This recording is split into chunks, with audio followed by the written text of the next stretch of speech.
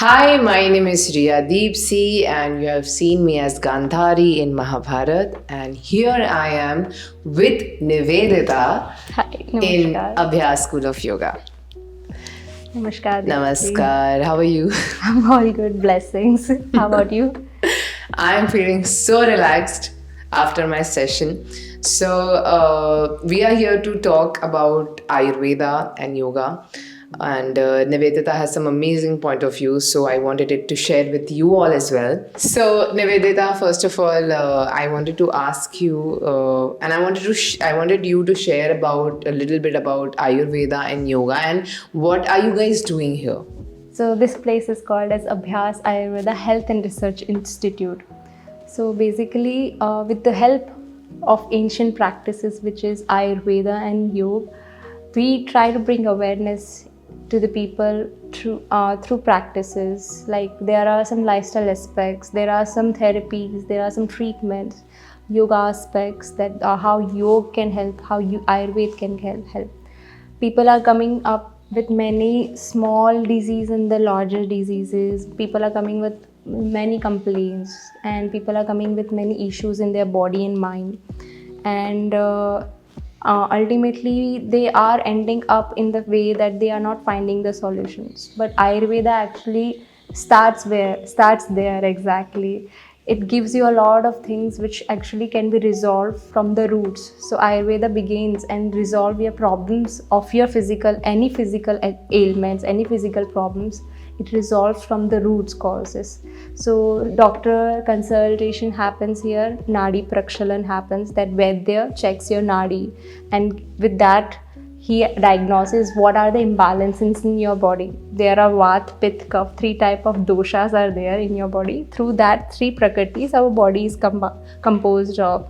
If in any of that prakriti imbalances, your body show up in the form of any issues or diseases. Correct. We are understanding the body's alignment, body's problems, and in that relation we go ahead with the Ayurveda treatment here. So I think this is the best part, that you have a customized plan for every person who comes Yes. here. You don't give just one pamphlet and like this is what you're supposed to do. I think this is a very good part. So I am experiencing Panchakarma. Yes, Correct? Can you yes. talk a little bit about Panchakarma? So Panchakarma consists of 5 ways of actions, like five actions have been taken in Ayurveda, where it actually resolves everything again from the root. So one is Basti, second is Nasyam, third is Virechan, so fourth is Vaman, and the last is Rakt Mokshanam. So all these practices are practiced on you. One of that, even you practice, there is a course of 21 days. First we begin with the pre-vaman or pre-virachan. You have to go through the process where you first gather the toxins at one place. So Okay. through abhyangam, through snehal shvedan, that what you are going through right now, the herbal massage, herbal steaming, enema, all the enemas which we give, the basti, which is called as basti in Ayurveda, that prepares your body for the next step, that is Vaman, Virechan, Nasyam or Basti.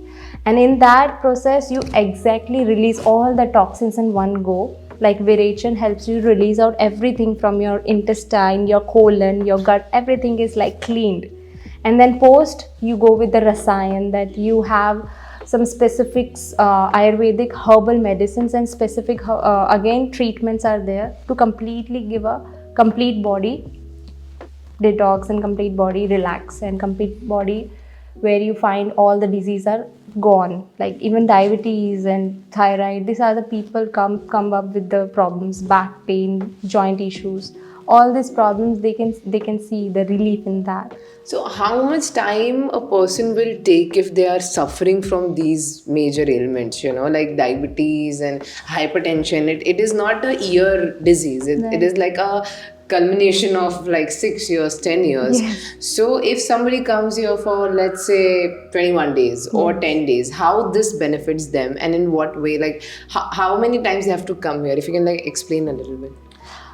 First of all, we have to understand this thing that we have gathered a lot of things in our body: food, things, thought patterns, and the disturbance of your whole body rhythm with the nature. So once you come here, we first make your body into the rhythm of the natural cycle. We do design the whole lifestyle. We do design the whole day accordingly that your body comes into the natural part. We get up in the morning. We do cleanse our morning first with the shat kriya, which are mentioned in yogic text. So we do those cleaning as you have experienced today in the morning. Then we go with the movements that we are not doing it from 6 years or 7 years. Many of us haven't done the practices of asanas and pranayam. So we indulge into that. And then major part is the food.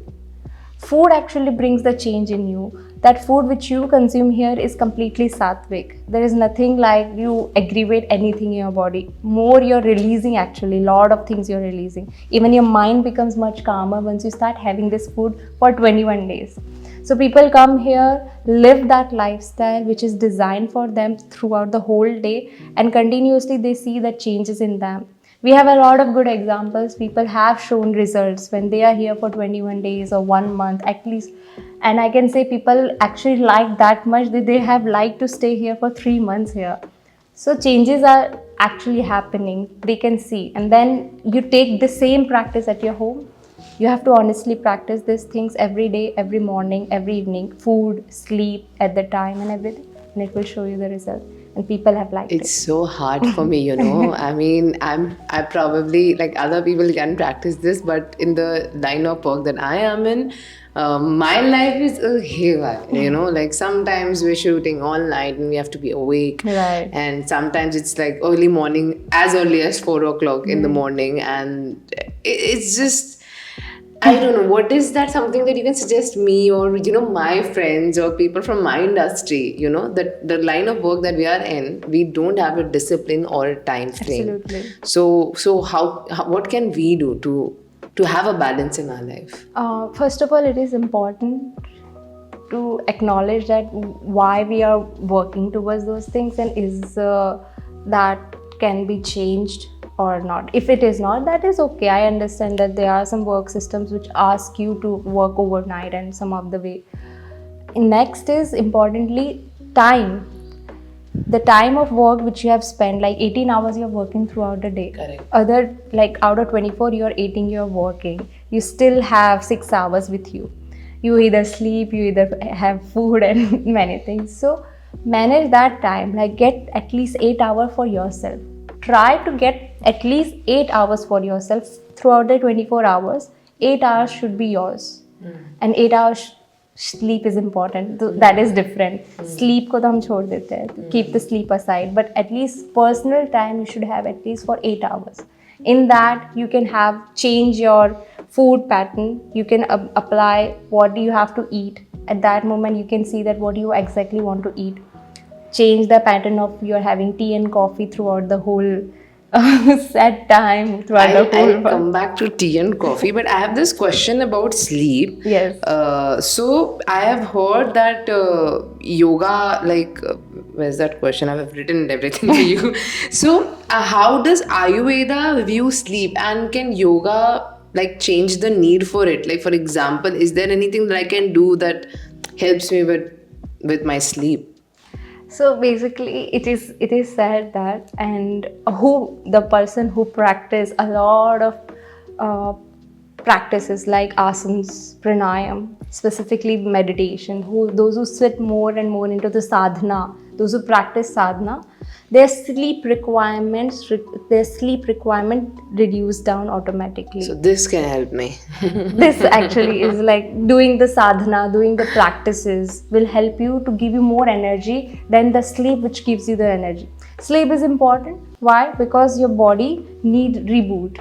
Your body need rest. Your body organs actually need a lot of functioning. For that, once you rest in the night, then your body's organs start functioning very well. I can give you one example, very good example, and it is usually very important to know that the functioning of organs are clogged with the timing. Only single example I connect with you is the liver example, that our liver functions the most in the night at 11 o'clock to 2 a.m. in the morning, 2 a.m. in the morning. Exactly at that time, our liver wants to functions the most, and it functions the most. Okay. In that time, if we sleep before that, our liver functioning continues and till the 2 it overs and it functions very well.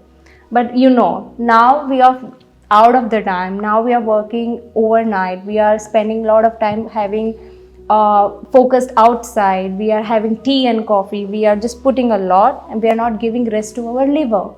And ultimately we are ending up not resting, giving the rest to the gut, the bile juice, the digestion issues. So the reason that we should not indulge into midnight snack is we need to give our liver and gut the rest they require. Midnight snack, no.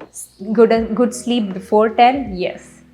Those are the reasons why we are encouraging again and again to back to the rhythmic cycle, which is connected with the nature. More you connect with the nature, more you will feel that your energies you are receiving. Sun is the source of energy.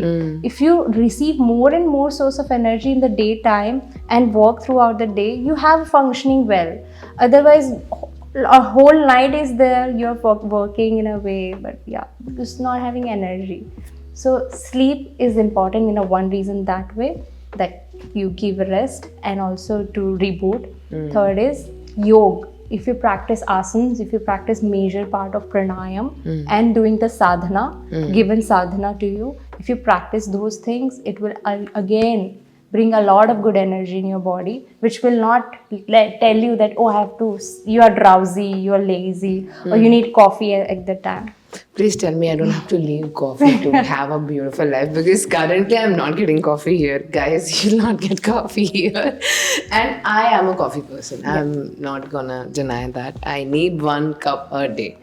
And if I don't get it, either I'll have a headache or my head feels a little dizzy. And by the night, if I get 1 coffee, I can sleep. Coffee does not, it wakes me up in the morning, but if I need coffee, then it also helps me sleep. So, any comment on my coffee? I will again bring awareness on that part, that why our body requires coffee is that coffee has some chemicals which it releases. It boosts our brain. It asks our brain to function more. Because we are sleeping, because we are drowsy, we need some substance from outside so that our body can start boosting our energy outside more. Because our brain is not releasing those chemicals during that time where we require that energy, we source it from outside. We source it from coffee, we source it from chai or any other external dopamine releases. So these chemicals actually our brain required to release to functions well outside. Now what we are doing, we have shut down the brain's functioning, we have shut down the organic release of our body, and we stimulate the chemicals through the outside source, that is coffee. Once we start having it, we feel energetic. We feel like, yes, the chemicals is released, the pumping of heart, the digestion is improved. For 2 hours, 3 hours, it is okay. Last 4 hours, it is okay. And then 4th or 5th hour, now we are done. Again, 1 more coffee or 1 more tea. So this body becomes habitual to those things. It is hard to break, but it is good to break, because let the natural release happens to you and the natural stimulation happens. If the natural stimulation stops, the hormonal imbalances, emotions comes up, and then we act out of the emotions. So many things are there, but that's... So you're telling me if I stop my coffee, I will be more mindful and more calm? For some days, not. After that, yes. Okay, so next I wanted to ask you something. Science is now proving what yogis knew for thousands of years. What are some fascinating examples of ancient yogic techniques aligning with modern neuroscience? I think now people are getting more aware. Now people are showing interest towards the part where science actually is showing interest towards the part where people are practicing these ancient practices. I'll give you a very simple example of Brahmari. We practice Brahmari, which is a pranayam. It is actually being practiced for many ancient years. So we have to close all the doors of our eyes and doors of our ears. Correct. And then we have to make a sound like a bumblebee from our throat, like a loud sound. Correct. That creates a vibration itself, that changed the vibrations of what you were thinking. It changed the vibrations everywhere. So we all are vibrating beings. Right now we are vibrating every time. Whatever we are thinking, our vibrations goes like that. Brahmari itself changed the wavelength of your brain. Oh. We have alpha, beta, gamma, theta. So this wavelength changed by the Brahmari. We are more in the calmer state. We go more into the deep state, and that helps us to relax immediately. Thought processes slows down, emotions comes down, and our thinking, creativeness comes up. We are into more on the present. So this is scientifically being proven. Research shows that, and which we were practicing from early ancient times. So this is one example. Similarly, there are hundreds of examples I can give you, show you here. No, that's amazing. You should make a video of how to change your brain wavelength. I would love to see that video and practice those asanas. Okay, so coming back to caffeine. So it's just not me. Usually actors rely on caffeine. I just drink 1 cup a day. I know people who drink 4 or 5 cups a day. So it's like we rely on caffeine, energy drinks, and it stimulates it and other things that keeps our energy up, and you know how exhausting our schedules are. So if there is anything in Ayurveda, any alternative that we can take to help us with this energy thing or from our exhausting schedule, if there's anything that we can replace coffee with. Again, I come back to the similar point where we actually discussing about the part where ancient practices can be proven in the science. So some part of pranayam. Again, regular practices of pranayam stimulate a lot of good chemicals in your body, which regulates your body as well as regulates the chemicals in your body. The chemicals which we are required when the stimulation happens after drinking chai and coffee, which we required in the work life and in the any of the part of the life, those chemicals actually get released and can be released by the practices. So yoga actually helps here. Ayurveda also helps you to detox the things which we have put. So either yoga or pranayam, anything. Asanas and pranayam. So asanas helps you to channelize the prana, channelize the complete, channelize the energy towards your body, and pranayam practices actually change the things inside your body. So that's the answer for the things people are asking, that how I can replace my coffee through the practices of ancient practice. So yoga helps that. You practice morning meditation, you practice morning pranayam 20 to 30 minutes. Give yourself, you will not require any coffee. Just practice 20 days or 21 days. Just practice pranayam every day, single morning, 20 to 30 minutes. No, it is true actually. There's a time, not 20-30 minutes, but I used to wake up and do the Brahmari or Om for 10 minutes, like in bed. And I used to feel very awake. I didn't require coffee. I used to drink coffee out of my love for coffee, but not that I want energy from it.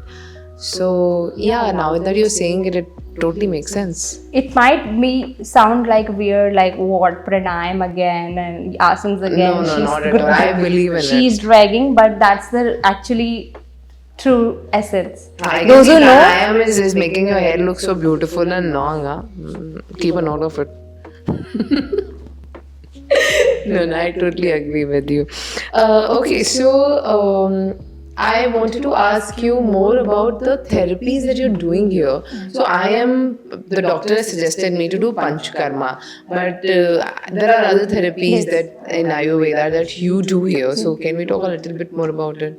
I mean, see, how your hair was grown, remember with that thing we were talking about? This is mother gift. This is my mom's gift. No, we were talking about, I think I was the... yes, what was that? There are many. Like, we have Shiro Basti, Netra Basti, Janu Basti, Kati Basti, then Hriday Basti, then Yog Basti, then whole body Abhyangam and steaming. There are many. So these are all Ayurvedic treatments. Yes. Like apart from massages, these are the treatments that they do here. So any one treatment that you can talk about. So let's give an example. Just simply I'll come up with a back. So people actually come with severe back pain issues and they have not find any solutions out in the other medical field. So Ayurveda actually help a lot. It comes up with a complete change in your back, change in your relief. So we give Kati Basti regarding that, and a complete back massage, complete back steaming happens. So yes, you get a lot of relief from that. And yes, you have seen that even people with a knee problem. So we have examples like there were one couple came from Riyadh specifically for the knees. They are above 50, so yeah, above 50 it is very less chance to have a good knees to jog and run and walk. So they were here for 21 days and they just got complete treatment of Panchakarma, release and detox, and specifically for the knees they have got Janu Basti, Janu Dhara, knees problems related.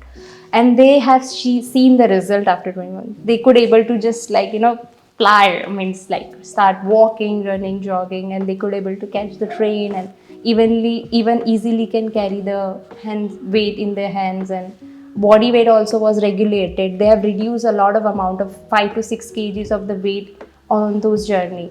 So Panchkarma ultimately works completely on the cleansing as well as the doshas which we were speaking earlier, that Vat, Pitta, Kapha, which increases due to that dosha that impacts on the weak part like your knee joint, your back joint, that also get completely resolved by the complete Panchkarma, by the complete detox, by the Ayurveda treatment. Wow.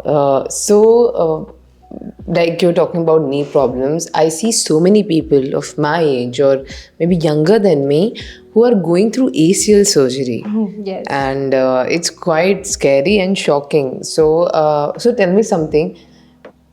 If somebody is already gone through ACL surgery, they can come here post the surgery for the better recovery. And if they are being suggested the ACL surgery, should they come here before the surgery end? Yes, I'm not a doctor, but I would definitely request those people, those who are suffering from knee issues, ACL, MCL issues, patella issues. These are the knees issues. I'm not saying that do not go with the operations or do not go with the surgeries and anything, but before that, at least come. Give this a try. Give this a try. I mean, give Ayurveda a complete trust to it. Let Ayurveda work on you. Let your body be rely on Ayurveda, and you will see that you are not required any surgery. If it is not severe, if it is not sports injury, Correct. There are some terms and conditions. Correct. But definitely, people have regretted later to gone through the surgery. It could be cured by the Ayurveda. So Ayurveda actually works on your body very well. Like knees can get completely relieved by the Ayurvedic practices. So don't have to worry. People with the younger age have knee issue should practice Ayurveda and yoga as well. So I believe what you're trying to say is that if you feel like you're on the verge of getting some serious issues, some serious health issues, you should definitely give yoga, asanas and Ayurveda a try. Maybe that have the reverse effect. So you might not have to go through some severe medications or surgery. That's very nice. That's very good. I also want to focus on women health. How can Ayurveda help in balancing hormones, particularly for women facing PCOS, thyroid issues, or menopause symptoms? Nowadays, the symptoms of PCOS, PCODs are increasing day by day. I can see, and we have seen a lot of cases with the younger younger girls are coming with the problems, with the thing that they are suffering from these issues and they are going through the problems and they have to relieve. First of all, I would definitely add up one point is look at your lifestyle. Look what you are exactly consuming in your body. More you consume baked products, food packets, more you have carbonated sodas, more you go with the junk majorly, which is like I am laughing because I have everything. I'm actually bringing it into awareness. Why? Because it's okay to have it in a month or 2 or 15 days, it's a fine. But consuming that regularly, putting in your gut every single night or day will definitely impact your gut. Will definitely now push to your specific reasons of having PCOS, PCOD. So that's one highlight I would definitely add up, that See what you're eating, how much sleep you're providing as a woman, how much sleep you're giving to your body, and then work. It impacts you a lot. So stress is a different thing. Coming back to the Ayurveda aspect, Ayurveda goes with the Yog Basti. Ayurveda, that is again, doctor recommends. He checks with the Nadi again, he checks with the doshas, and through that analysis, we go with a different kind of bastis. Bastis is what is enema, herbal, or there is a oil which is herbs included in that. We go with concoctions of many herbs and items are there. So it is Kahara Basti. We go with different bastis actually. So that ultimately relieves down that problems. So 100% if you want to get it done, relieved, follow the lifestyle, follow yogasans, pranayam, and get the Ayurveda treatment done for your body. It will completely change your life. So I think this place is like a dose of happiness and energy. Like once in 2 or 3 months, people should come here and experience this, correct? So that your body is always in check. So previously we were discussing about your experience with somebody who was a creative person, and she came here and she benefited from this place, and she was sharing that her creative journey got improved by just being here. So if you can share more about how it can benefit us, the people from the creative field, like coming here and being a part of this environment, if you can share something on that. As a human being, we create a lot of patterns, we create a lot of habits. So we actually goes always in the loop. The loop is always there, that we work like that, we functions, we create, we speak, and actions are always on the same habitual patterns. So like what I have learned personally from the master, what I have learned here is encouraging to break the pattern every time. Right now also, we sometimes go in the past, we sometimes go in the future, we are not in the present moment. So what we are thinking is past and future, which never was existed, like never have like no relevance to it, and never, you don't know how it will going to happen. So instead of going into the past and future, let's be in the present moment. That present moment itself, when you breathe your breath, when you focus on your breath, when you come on your breath, feel that essence that you're breathing that time. At that exact moment, the creativity comes to you. That exact moment breaks the pattern of who you are with your identity, with your knowledge, with your personality. It breaks it down. It brings you in the present. So that is the one thing which this place brings up. The silence here, the calmness here, the more attentiveness towards your own self, that you are not who you have developed as your identity, and many things. So it just get break down and you feel more open, more aware. In that present moment, you bring up more clarity and creativity. So that's why people come here, people spend time, they are the writers who come just to write in the silence. So this place gives them the silence. I totally agree, because it's a beautiful wellness retreat. It is very quiet. I can hear my thoughts. So yeah, I can relate to what you're saying, and it is a good place for people who want to like cut off from the main city and come into a calmness on a serene place and just relax, or maybe just be with their own mind and be in the present. Thank you so much, Nivedita. This was a beautiful conversation. I got to learn so many things, and I hope the audience will also benefit from this. And yes, definitely, I am going to come next time. I'll keep coming in every 2-3 months just to detoxify my body and be in sync with the nature. Thank you so much for coming, and thank you so much for the beautiful conversations. Thank you so much. Thank you. Namaskar. Namaskar.